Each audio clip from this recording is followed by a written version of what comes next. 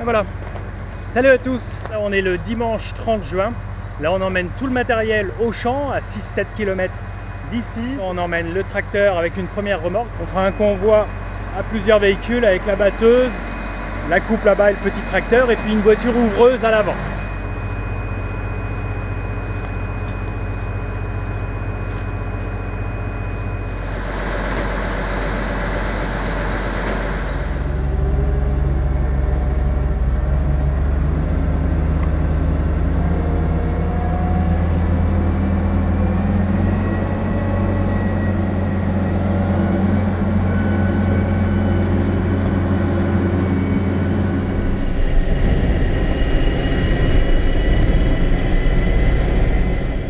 Nous voilà arrivés sur site, que je suis déjà en panne. En descendant de la batteuse, là vous voyez qu'il y a de l'huile. Ça tombe d'ici, ça vient de là-haut. Et ça viendrait et l'huile encore, ça dégouline d'ici. Donc ici là-dedans il y a des flexibles hydrauliques, il y a un petit moteur. Donc je vais démonter ça pour voir d'où vient la fuite.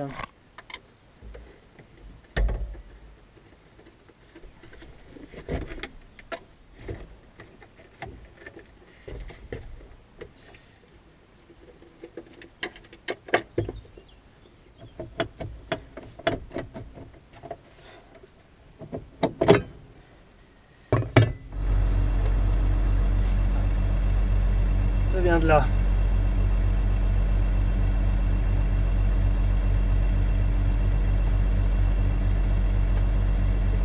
ça c'est flexible là, dont celui-là qui est coupé, qui est un petit peu, c'est quasiment invisible à l'œil nu, hein, la coupure. Donc je vais démonter ici, il y en a 4, mais je vais en démonter qu'un, le faire coulisser par le bas. Ça il faut absolument le réparer, car si je ne fais rien, l'huile et puis les dizaines de litres en stock au cours des heures s'écouler, et puis je n'aurai plus d'huile hydraulique.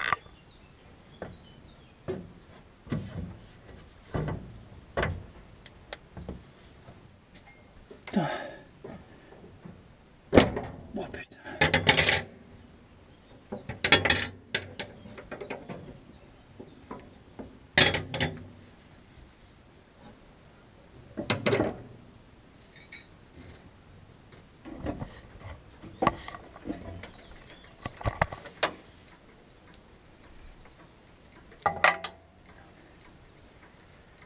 Voilà.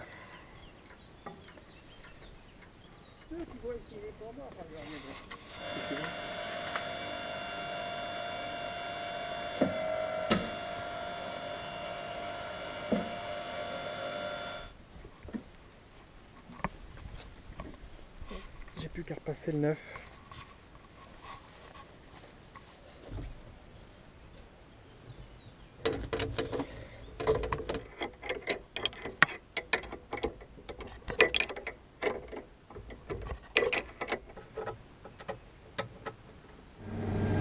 Voilà, bon ça ne fuit plus, mais j'ai quand même gardé un accès. J'ai pas remis les protections pour regarder d'ici 1 heure ou 2 si ma réparation est bien en place.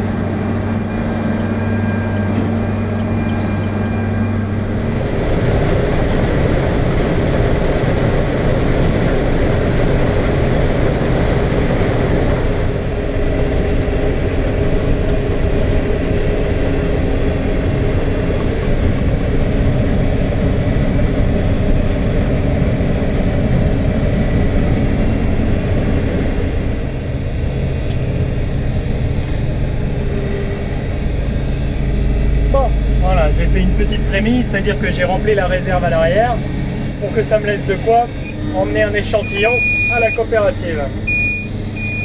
Ça me donnera la certitude que le grain est bon, car cette batteuse ne donne pas le taux d'humidité du grain. Elle n'a pas de capteur. Donc à la coopérative, ils ont tout ce qu'il faut. Si le grain n'est pas sec, il n'est pas autour de 14, eh bien on ne bat pas. Il faut attendre. Il faut absolument qu'il soit sec.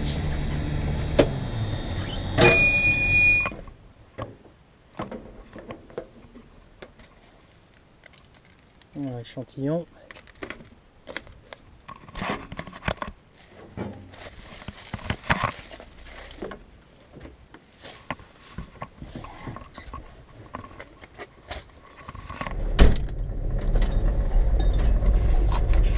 Et voilà, bon, je vous ai pas filmé la prise d'échantillon à la coopérative, mais c'est ressort à 10,8. Donc c'est vraiment bien trop sec quasiment, parce que l'idéal serait 14% d'humidité. Donc je vais pouvoir continuer à battre. La moisson est lancée.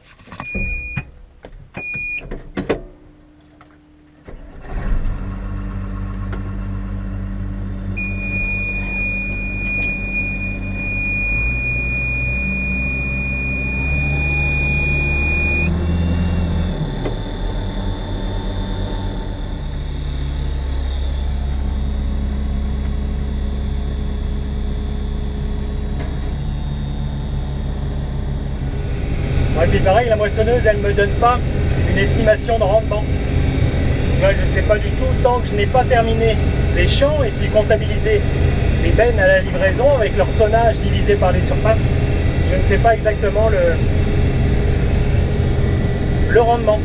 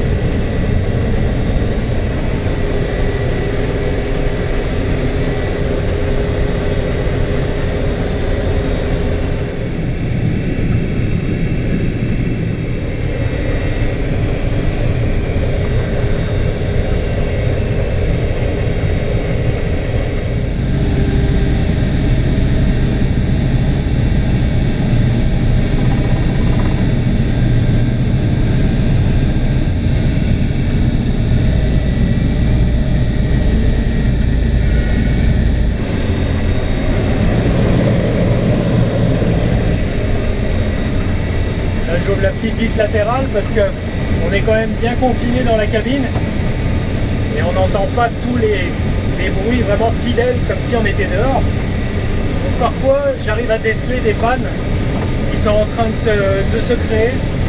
Par exemple une vis qui tape, une chaîne qui bat. Ça permet à l'oreille d'arriver à déceler les problèmes. Un autre sens que l'on va utiliser pour déceler les pannes, ça va être l'odorat. Il y a beaucoup de courroies sur la moissonneuse.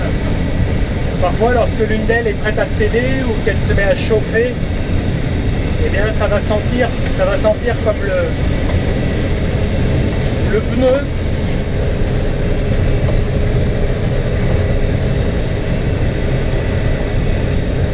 Je fais ça d'une main.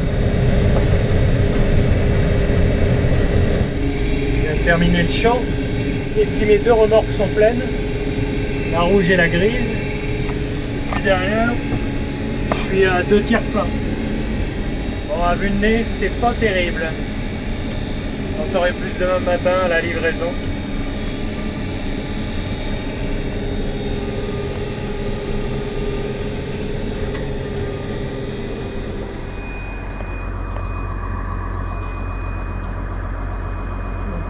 Pas très bien battu, il y a des endroits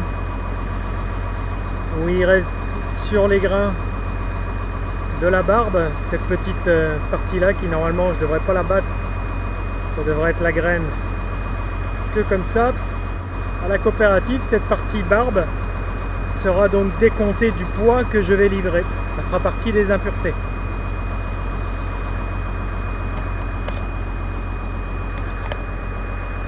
Et voilà le champ. Bon, ça, ne jamais oublier, parce que demain il risque d'y avoir quelques orages, peut-être au petit matin, donc fermez le toit de la trémine. Je vais faire un petit tour de la batteuse avant de la couper. Pendant ce temps-là, elle refroidit.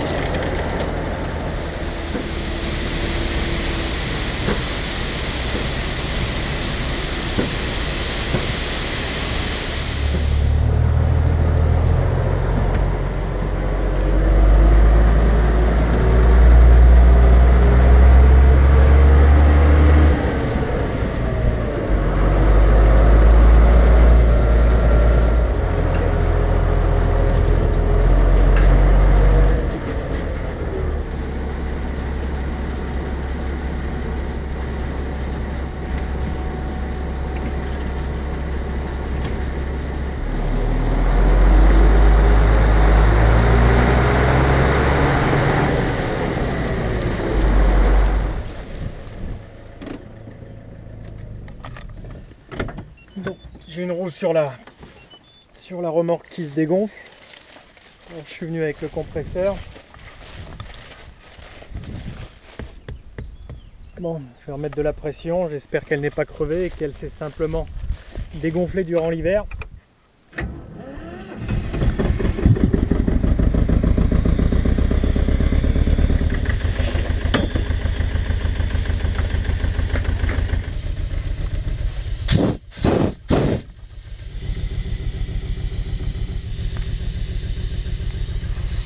Bon, il restait plus que 500 grammes dedans, il y va plus de 5 kilos là-dedans.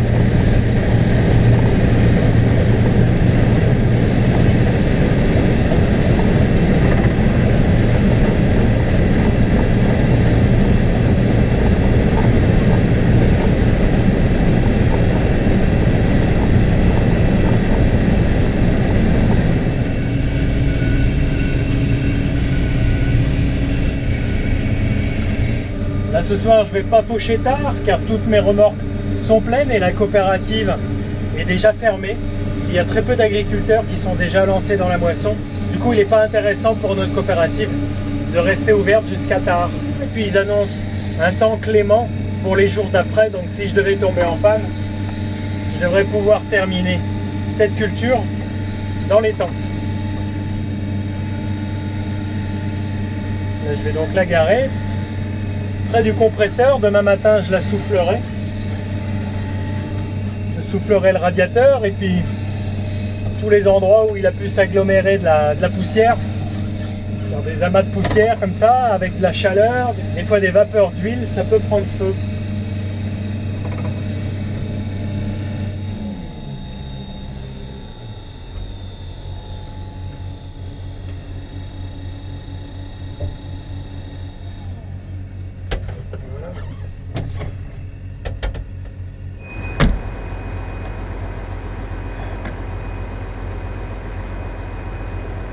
Je fais souvent les vitres le soir, car au petit matin, si je devais les faire, il y a souvent de la rosée. Cette pellicule de poussière se mélange avec l'eau, puis ça graisse plutôt qu'autre chose. Que là, la poussière est sèche, le support est sec, et c'est bien nettoyé.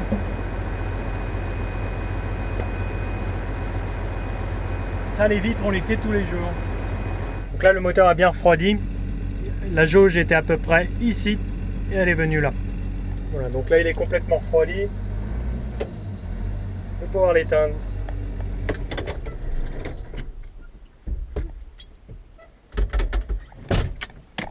Et ce que j'aime bien faire aussi, c'est un tour du propriétaire. Une fois que tout est arrêté, on ne sait jamais si je détecte un début de panne ou quelque chose à réparer et que je devrais faire demain matin. De le voir maintenant ce soir, ça me permet de préparer les outils en partant de la ferme, des outils parfois spécifiques. Ça peut être un chalumeau, ça peut être un arrache-moyeu, des choses qu'on n'a pas toujours avec soi. Et que si je le vois maintenant, ce soir, ça me permet de gagner du temps demain matin.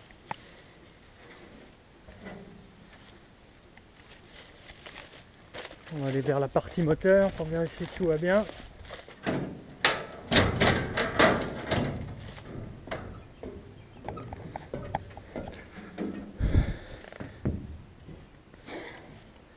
Je regarde souvent sous le moteur s'il n'y a pas des fuites.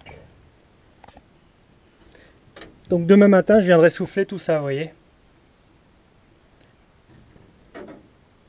Avec le compresseur de chantier. Et je soufflerai aussi le radiateur là-bas. Tout ça là-dedans aussi. Voilà, il n'y a rien de particulier. Et en la soufflant, en passant dans tous ces petits recoins, je peux parfois aussi détecter des choses qui ne vont pas. Ça permet de mettre le nez partout.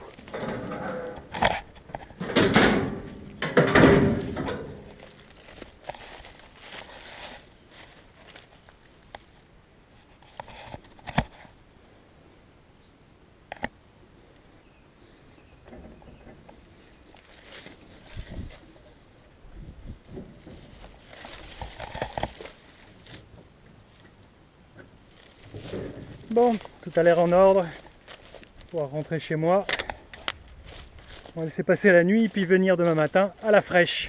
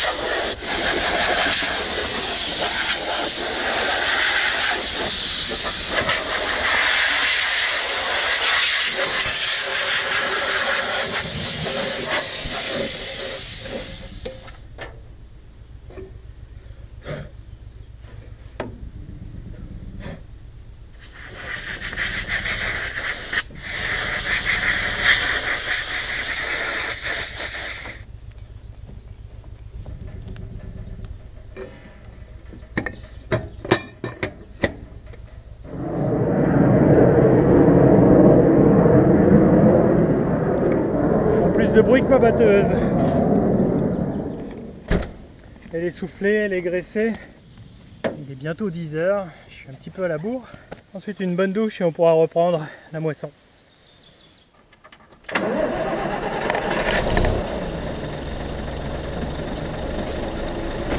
Pendant qu'il chauffe, j'ai vérifié ma roue que j'ai regonflée hier. Bon, là la remorque est pleine donc, puis c'est plutôt bon. Et puis vérifier la pression de temps en temps.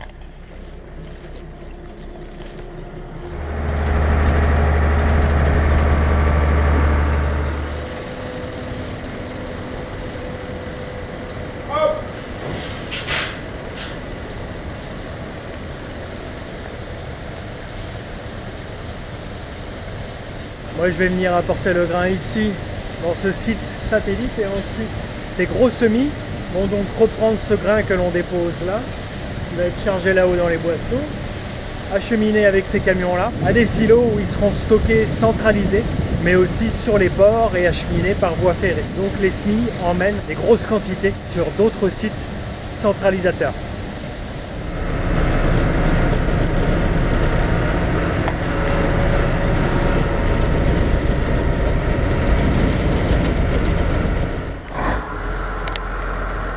Là, je suis en train de déplacer un caisson que je vais utiliser pour conserver une remorque de récolte pour pouvoir la ressemer à l'automne prochain. Donc, je vais utiliser pour mes futurs semis de la semence de ferme. C'est le châssis sur lequel il y a habituellement le caisson gris, mais là, je mets un vieux caisson que je stockerai à l'abri dans l'attente des semis du mois d'octobre.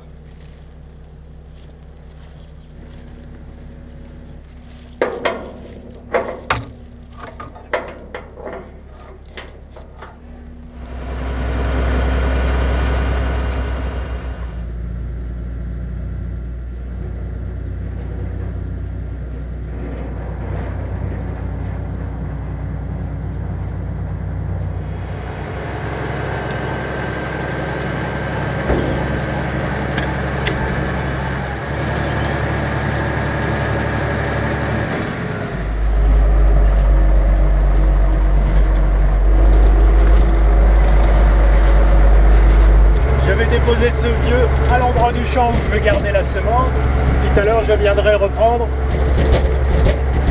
le gris qui est par terre pour continuer à livrer.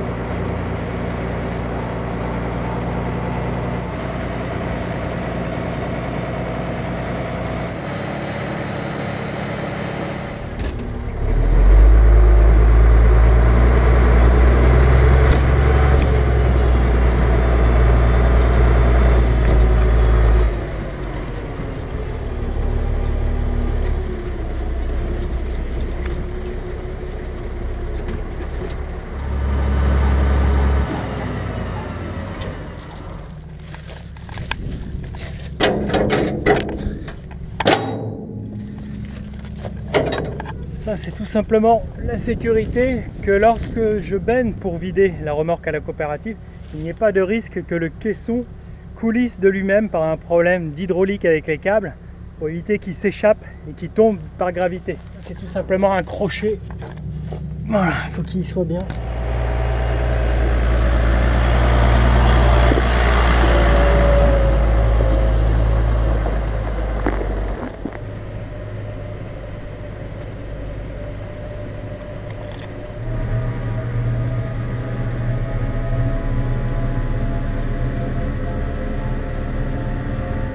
Et là, pour info, on se situe dans le champ qui avait brûlé l'année dernière.